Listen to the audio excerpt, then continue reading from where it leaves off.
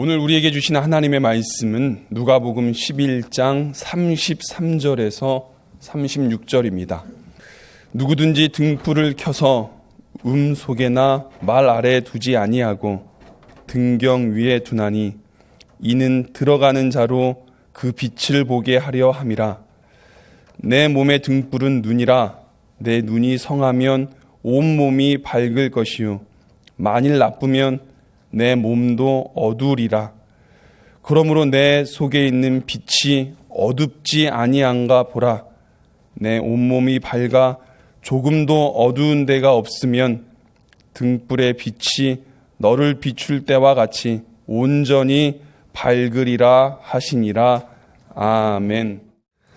지난 금요일에 장안의 화제가 되어 사람들에게 회자되었던 드라마 스카이캐슬이 종방되었습니다.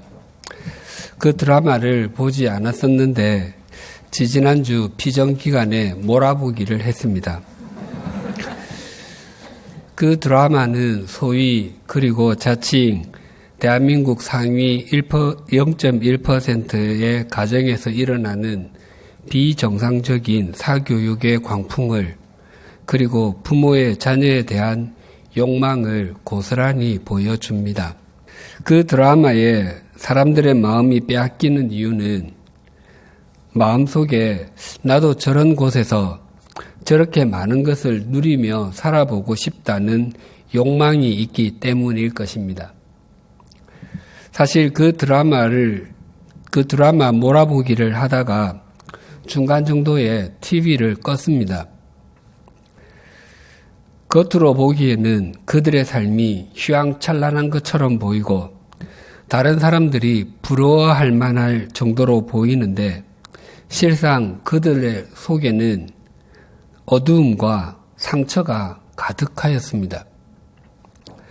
그리고 그 드라마를 보는 제 마음이 내내 불편하기만 했습니다. 그들이 실제의 사람들이라면 참 측은할 것 같았습니다. 주인공 한서진은 은행가의 딸, 유학을 다녀온 인텔리가 아니라 선지국집 딸이었던 것을 꽁꽁 감추고 삽니다. 이름까지 바꾸고서 말입니다. 그의 남편도 겉보기에는 별로 문제가 없는 것처럼 보이지만 지금까지 내가 너를 어떻게 키웠는데 내 탓을 해 라고 말하는 그의 어머니에게 저는 어머니의 뜻대로 분칠하는 바람에 제 얼굴이 어떻게 생겨먹었는지도 모르고 근 50평생을 살아왔잖아요. 어머니랑 제가 인생을 잘못 살았다고요. 언제까지 껍데기만 포장하며 사실 건데요. 언제까지 남들 시설에 매달리며 사실 거냐고요? 라고 절규하며 중년이 되도록 자아상도 제대로 세우지 못한 성인 아이였습니다. 그리고 로스쿨 교수인 차민혁도 자신의 야망을 이루기 위해서 국회의원이었던 장인을 돕다가 검사의 옷을 벗게 된 것이 한으로 남아 있습니다. 뿐만 아니라 자신이 세탁소집 아들이었다는 것도 지우고 싶은 콤플렉스로 남아 있습니다. 그래서 자기가 이루지 못한 것을 쌍둥이 아들을 통해서 이루기 위해서 집 안에다가 피라미드를 갖다 놓고 꼭대기에 서는 사람이 되라고 자식을 짓누르는 그리고 시대에 맞지 않는 가부장에 불과합니다. 그 드라마의 주제가 We all lie. 우린 모두 거짓말을 해가 그 드라마의 내용을 잘 표현해주고 있습니다. 그 1절 가사가 이러합니다. 우린 모두 거짓말을 해. 진실을 말하자면 종종 우린 웃으며 아무렇지도 않게 거짓말을 하지. 맞아, 위선자지. 소리쳐봐 내가 세상에서 원하는 것들을 돈, 명예, 외모, 내가 원하는 모든 것을 진실을 숨기고 가면을 쓰고 놀아. 사람들은 서로 속이잖아. 안 그래? 이것이 정말로 진실일까? 이것이 정말로 진실일까? 이것이 정말로 진실일까? 겉으로 보기에 아무리 화려하게 보인다 할지라도 거짓된 삶, 가면을 쓰고 사는 삶에는 언제나 어두움만 가득합니다. 왜냐하면 그 삶은 모래 위에 세운 성, 사상 누각을 넘어서 공중에 세운 캐슬인 공중 누각이기 때문입니다. 사울은 이스라엘의 초대 왕이었습니다. 한 왕조에 수많은 왕들이 있을 수 있지만 초대 왕은 언제나 한 사람일 수밖에 없었습니다. 이스라엘에서 그 영예는 사울의 몫이었습니다. 처음에 그는 왕이 될 만한 자격을 갖고 있다고 결코 스스로 생각하지 않았습니다. 그는 자신이 속한 베냐민 지파와 자기 가문이 가장 미약하다고 여기고 있을 정도였습니다. 결코 그렇지 않음에도 불구하고 말입니다. 뿐만 아니라 그는 이스라엘 12지파에서 각각 1000명씩 모두 12,000명의 백성이 모인 미스바에서 왕으로 선택을 받았습니다. 그 과정을 살펴보면 12지파 중에서는 베냐민 지파가 선택받았고 베냐민 지파 중에서는 마드리 가문이 그 중에서는 기스의 아들 사울이 선택받았습니다. 그때 사람들이 사울을 찾았지만 사울을 잘 찾을 수가 없었습니다. 왜냐하면 그는 진 보따리들 사이에 숨어 있었기 때문이었습니다. 그런 그를 데려와 보니 그는 다른 사람보다 머리 하나만큼이나 클 정도로 건장하였습니다. 그런데 그렇게 순수하게 보였던 그가 왕이 되고 나서부터 점점 권력의 노예가 되기 시작했고 그의 신앙이 변질되기 시작했습니다. 마지막에 그는 영적으로 아주 어처구니 없는 행동까지 하게 되었습니다. 사울왕에게는 물론 이스라엘 백성들에게 영적인 지도자였던 사무엘 선지자가 세상을 떠난 직후에 블레셋 군대가 쳐들어왔습니다. 블레셋의 규모에 놀란 사울왕은 가시방석에 앉은 것 같았습니다. 아니, 공포에 질려서 아무것도 할 수가 없었습니다. 그때 사울왕은 엔돌에 있는 귀신을 부른다고 하는 여자 무당을 찾아가서 죽은 사무엘 선지자를 불러달라고 요구하였습니다.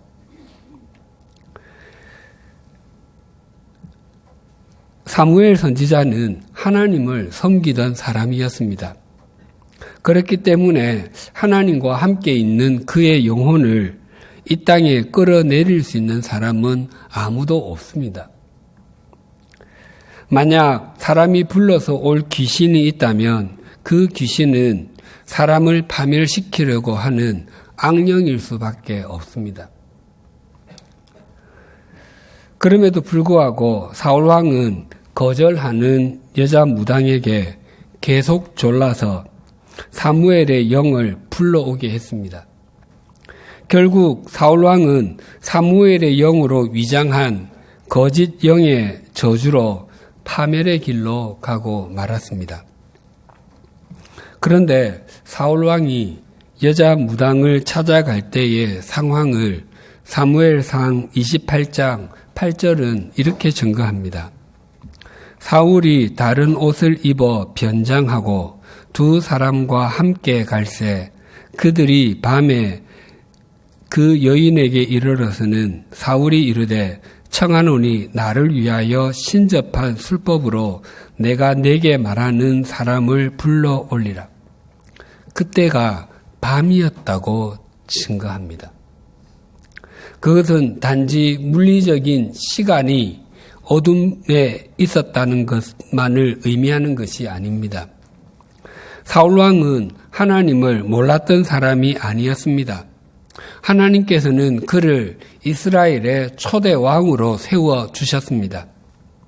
그랬기 때문에 그가 살던 곳은 이스라엘의 그 어느 곳보다도 빛이 많은 곳이었을 것이고, 그의 생활은 일반 백성들은 꿈도 꾸지 못할 정도로 휘황찬란하였을 것입니다. 그럼에도 불구하고 그는 하나님께서 원하시는 길로 가지 않다가 비극적인 종말을 맞이하고 말았습니다. 왜냐하면 그의 영혼이 캄캄한 어두움 속에 있었기 때문이었습니다. 인류를 구원하시기 위해서 이 땅에 사람으로 오신 예수님은 단지 33년 동안만 이 땅에 계셨습니다. 더구나 공생의 기간은 3년 남짓 정도밖에 되지 않았습니다. 그리고 예수님께서 전하시는 말씀과 행하시는 기적을 보기 위해서 수많은 사람들이 따라다녔습니다. 그들은 하나님이신 분이 사람의 몸으로 이 땅에 오셔서 행하시는 것을 직접 본 사람들이었습니다. 그들의 숫자가 아무리 많았다고 할지라도 창조 이후에 지금까지 이 땅을 살아갔던 1천억 명이 넘는 사람들에 비하면 그들의 숫자는 극소수에 불과합니다. 그런데 그들 가운데서 또 12명의 제자로 선택을 받았던 사람들은 말로 표현할 수 없을 정도로 기적적인 은총을 입었다고 해도 과언이 아닐 것입니다. 그 가운데 가룟 유다가 있습니다. 그는 그렇게 은총을 입었음에도 불구하고 배신자의 길을 갔습니다. 예수님께서는 생애 마지막에 배신당할 것을 아시고 안타까움으로 제자들을 향해서 너희들 중에 한 사람이 나를 팔 것이다 라고 말씀하셨습니다. 그것은 누가 당신을 팔 것인지를 알고 계시는 예수님께서 가룟 유다를 향해서 하시는 말씀, 지금이라도 어리석은 생각을 버리고 돌이키라는 의미였습니다. 그러나 유다는 그렇게 하지 않았습니다. 또한 제자들 중 그 누구도 유다가 배신을 할 것이라고 생각하지 않았습니다. 유다가 철저하게 가면을 쓰고 있었기 때문이었습니다. 그는 예수님을 팔 계획을 갖고 실행하고 있었음에도 불구하고 너희들 중 한 사람이 나를 팔 것이다 라는 말씀에 뻔뻔하게 다른 제자들처럼 주님, 나는 아니지요 라고 말했습니다. 돌이키기를 원하시는 예수님의 애정어린 말씀과 예수님의 몸을 떼어주시고 피를 나누어 주시는 성찬의 빵과 포도주에도 유다는 자신의 마음을 돌이키지 않았습니다. 유다가 자신의 욕망대로 예수님을 팔기 위해서 대제사장에게로 가던 때를 요한복음 13장 30절은 이렇게 증거합니다. 유다가 그 조각을 받고 곧 나가니 밤이르라. 그때도 역시 밤이었다고 성경은 증언합니다. 그것 역시 물리적인 시간만을 표현하는 말이 아닙니다. 유다는 빛을 창조하시고 빛으로 이 세상에 오신 예수님과 함께 있었지만 그의 영혼은 이미 칠흑 같은 어둠 속에 있었기 때문이었습니다. 사울왕과 가룟 유다가 모두 어둠의 사람들이 되었고 비극적인 종말을 맞이할 수밖에 없었던 것은 그들의 영혼이 하나님으로부터 예수 그리스도로부터 끊어져 있었기 때문이었습니다. 세상적으로 아무리 화려하게 보이는 삶을 살지라도 또 사람들이 우러러보고 멋진 인생을 사는 것처럼 보일지라도 하나님으로부터 끊어져 있는 인생은 어둠 속에 있는 사람들입니다. 좀 더 적나라하게 말씀드리면 어둠의 자식들입니다. 반면에 비록 세상적으로 초라하게 보일지라도 또 사람들이 눈여겨보지 않는 삶을 살고 실패한 것처럼 보이는 인생을 살지라도 하나님과 바르게 연결이 되어 있다면 그 삶을 사는 사람들은 진정으로 복된 인생을 사는 것이고 그들이 빛의 자녀들입니다. 오늘 본문이 그 사실을 잘 일러주고 있습니다. 33절이 이렇게 증가합니다. 누구든지 등불을 켜서 속에나 말 아래 두지 아니하고 등경 위에 두나니 이는 들어가는 자로 그 빛을 보게 하려 함이라. 과거에는 집들이 선물 가운데 하나가 성냥이었습니다. 하지만 지금은 성냥을 선물하지 않습니다. 지금은 성냥 외에도 불을 켤 수 있는 도구들이 여러 가지 있기 때문입니다. 고대에는 불을 켜는 도구가 아주 귀했습니다. 부싯돌을 이용하기도 하고 두 나무 조각을 문지르기도 했습니다. 불을 켜는 것이 쉽지 않았기 때문에 켠 불을 잘 유지하는 것을 굉장히 중요하게 생각했습니다. 그래서 불을 꺼트리는 것을 수치로 여길 정도이었습니다.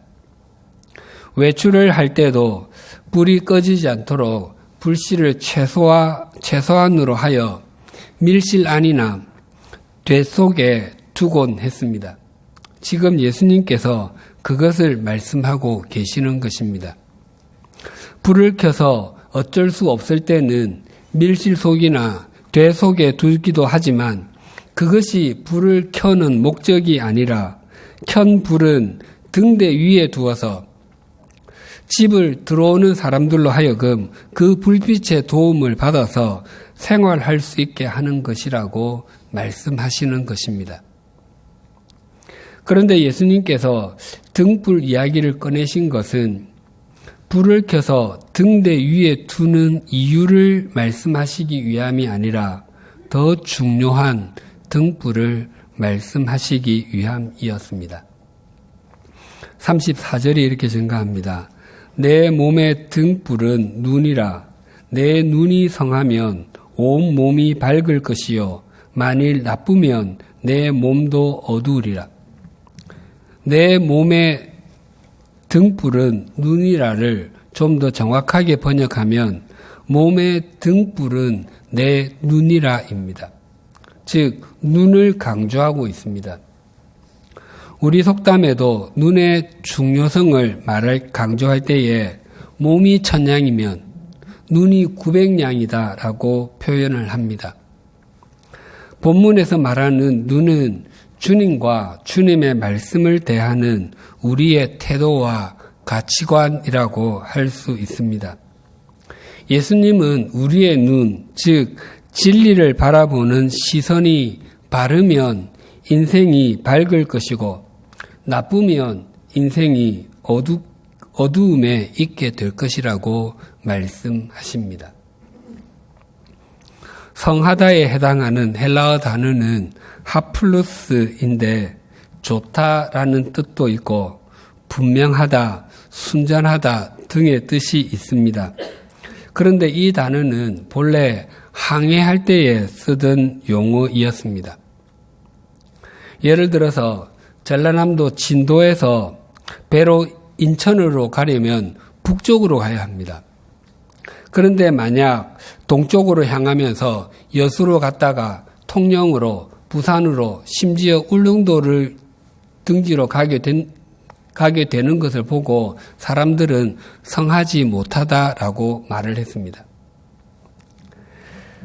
진도에서 북쪽으로 가면서 신안을 지나고 군산도 지나고 태안도 거쳐서 인천으로 가는 모습을 볼 때에 성하다라고 말을 했습니다.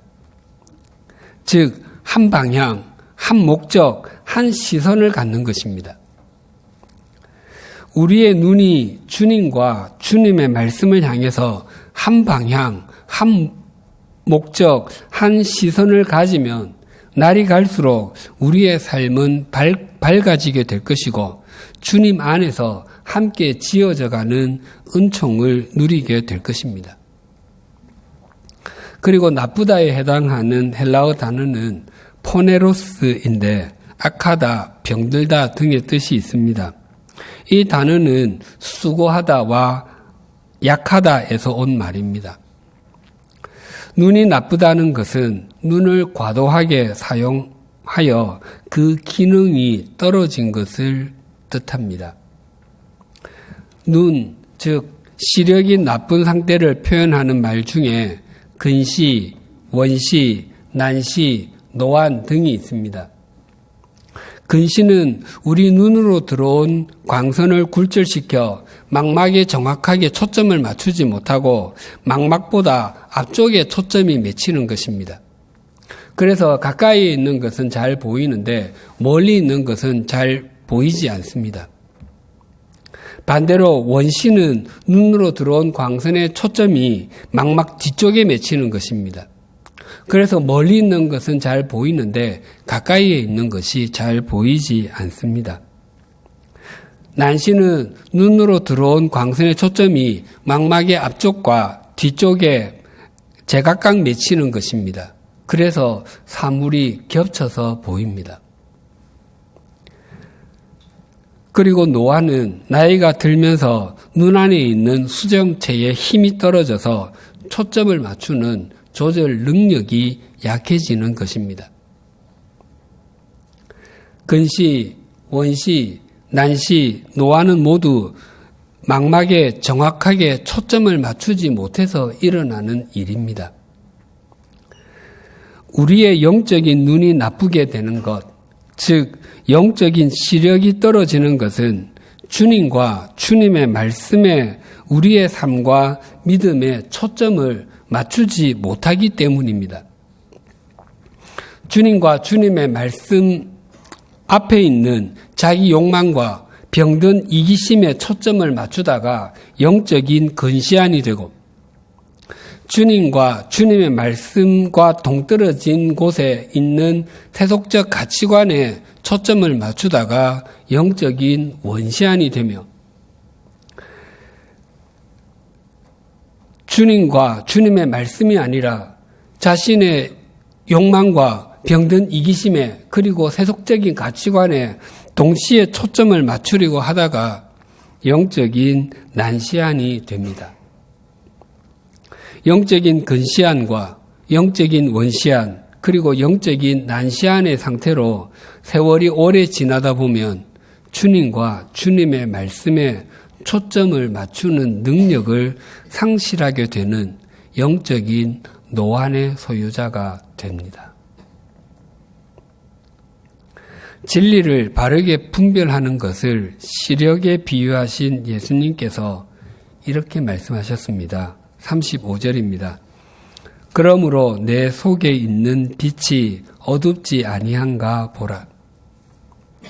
이 말씀은 1차적으로는 당시 예수님께서 앞에 있던 사람들에게 던지신 것이었습니다. 예수님께서는 말을 하지 못하는 귀신이 들려 말을 하지 못하는 장애를 갖게 된 한 사람을 고쳐주셨습니다. 그러나 바리새인들과 서기관들은 그 고침의 사건이 하나님의 역사가 아니라 귀신의 왕 바알세불을 힘입어 귀신을 쫓아낸 것이라고 치부하였습니다. 또 어떤 사람들은 하늘로부터 오는 다른 표적들을 행해 보라고 예수님을 조롱하며 비아냥거리기도 했습니다. 이 부분에 대해서 우리가 지난 3주 동안 상세히 살폈는데 예수님께서는 그들에게 적절하게 답변하셨습니다. 주님의 답변이 얼마나 멋지고 좋았던지 한 여인이 소리를 높여서 당신을 뵌 태와 당신을 먹인 저지 복이 있습니다라고 외치기까지 했습니다. 바리새인들과 서기관들은 평생 말씀으로 더불어 살던 사람들이었습니다. 그러나 진리의 실체이신 예수님을 보면서도 애써 부인하고 외면하고 말았습니다. 그들이 초점을 맞추며 보기를 원했던 것은 표면적으로는 하나님의 말씀이었지만 실상은 자신들이 그려온 메시아상에 초점을 맞추고 있었고 조상 때부터 내려온 전통과 자신들의 생각으로 쓴 말씀만 보고 있었기 때문이었습니다. 우리 역시 주님을 사랑하고 주님의 말씀에 초점을 맞추며 살겠다고 고백하기에 오늘 이 자리에 있습니다. 그럼에도 우리의 속은 어둡지 않습니까? 저는 중학교 3학년 때부터 안경을 쓰기 시작했습니다. 그때까지 거의 공부를 하지 않다가 고등학교 입시를 앞두고 공부하기 시작했는데 평소에 보지 않던 교과서를 보니까 제 눈이 많이 놀랐던 것 같습니다. 1.2, 1.22였던 양쪽 눈 시력이 급격하게 떨어졌습니다. 교실 뒷자리에서도 잘 보였던 칠판이 앞자리에서도 잘 보이지 않았습니다. 또 사물이 여러 겹으로 겹쳐 보이기도 하고 온 세상이 흐린 날처럼 우중충했습니다. 해가 지고 나면 그 정도가 더 심했습니다. 그러다가 안경을 처음 쓰던 날 해가 지고 나서 얼마 지나지 않은 시각이었는데 얼마나 맑고 밝게 보이는지 다른 세상을 보는 것 같았습니다. 사물이 겹쳐서 보이지 않은 것도 물론입니다. 그런데 처음 안경을 쓰던 날보다 훨씬 더 세상이 다르게 보였던 날이 있었습니다. 고등학교 1학년 때 예수님을 나의 구주로 받아들였습니다. 제가 용서받을 수 없는 죄인이라는 것도 인정하게 되었고 예수님께서 십자가에서 피를 흘려 죽어주심이 바로 제 자신을 위한 것임도 믿어졌습니다. 그 일은 제가 다녔던 교회 예배당 골방에서 있었던 일입니다. 그날 그 골방을 나와서 예배당 창을 통해서 밖을 바라보게 되었는데 안경을 처음 쓴 날보다 세상이 더 맑고 밝게 보였습니다. 그때 혼잣말로 이렇게 중얼거린 기억이 있습니다. 하나님, 세상이 왜 이렇게 아름다워요? 사울왕이나 가롯 유다와는 달리 하나님과 바른 관계에 있고 진리로 자신을 가꾸어가는 사람들에게 어두움은 오히려 더욱더 뚜렷한 하나님의 역사를 경험하는 통로가 됩니다. 하나님의 부르심을 받고서 고향과 친척과 아버지의 집을 떠났던 아브라함은 하나님에게서 큰 민족을 이루게 해 주시겠다는 약속을 받았습니다. 점점 늙어가는 그에게 자식 한 명 없었지만 칠흑같이 어두운 밤 하늘에 셀 수 없이 많은 별들을 보고서 그와 같이 자손이 많을 것이라고 하는 하나님의 약속을 재확인하였습니다. 또 동방에서 온 박사들은 그 어두운 밤에 별을 보았기 때문에 탄생하신 아기 예수님을 만날 수 있었습니다. 사도 바울을 태우고 로마로 가던 배가 유라굴로 광풍을 만났습니다. 칠흑 같은 어두움이 14일 동안이나 계속되었습니다. 배에 타고 있던 사람들은 가지고 있던 것을 전부 바다로 던졌을 뿐만 아니라 그 기간 동안 아무것도 먹지 못하고 있었습니다. 두려움과 좌절, 절망에 사로잡혀서 살아날 소망도 갖지 못한 채 그저 죽음의 시간만 기다리고 있었습니다. 그때에 사도 바울이 사람들에게 이렇게 외쳤습니다. 사도행전 27장 22절에서 25절입니다. 내가 너희를 권하노니 이제는 안심하라. 너희 중 아무도 생명에는 아무런 손상이 없겠고 오직 배뿐이리라. 내가 속한 바 곧 내가 섬기는 하나님의 사자가 어젯밤에 내 곁에 서서 말하되 바울아 두려워하지 말라. 내가 가이사 앞에 서야 하겠고 또 하나님께서 너와 함께 항해하는 자를 다 내게 주셨다 하였으니 그러므로 여러분이여 안심하라. 나는 내게 말씀하신 그대로 되리라고 하나님을 믿노라. 참으로 감격적인 격려의 말씀입니다. 사람들이 두려움에 짓눌려 공포에 빠져 있을 때 사도 바울은 그 짙은 흑암 가운데서도 하나님과 교제를 나누고 있었던 것이었습니다. 그래서 하나님과 교제를 바르게 나누는 사람들에게는 어두움이 되지 않습니다. 또 아무리 칠흑 같은 바다를 항해한다 할지라도 배를 인도하는 등대만 있으면 오히려 어두움은 등대의 불빛을 돋보이게 해주는 도구가 될 뿐입니다. 하나님의 말씀은 언제나 어디에서나 어떤 상황에서나 우리 인생의 영원한 등대가 됩니다.